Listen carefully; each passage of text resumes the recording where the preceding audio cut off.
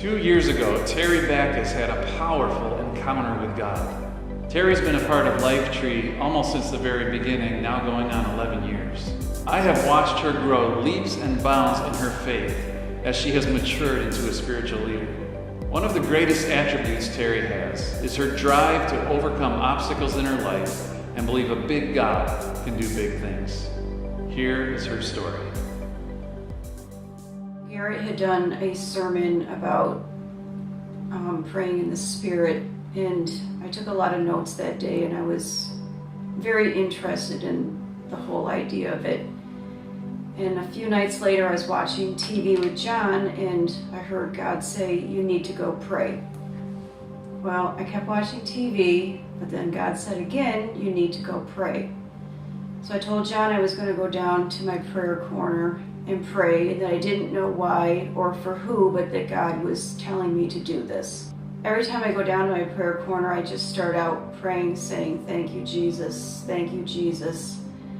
And then I felt myself getting in the Spirit, and I started speaking in the Spirit, and I just felt myself going into the fetal position and wrapping my arms around my body, and I had this burning sensation in my chest, and I just kept praying in the Spirit for what seemed a very long time. Slowly my body relaxed, and I sat up, and I felt absolutely exhausted. I couldn't move, and I just had no idea what had just happened. The next day I went to work, and I talked to my friend Peggy and said, "I have to tell you about this overwhelming experience I had last night." And I told her about it, and she gave me this strange look and said, "Well, thank you for sharing," and she walked away.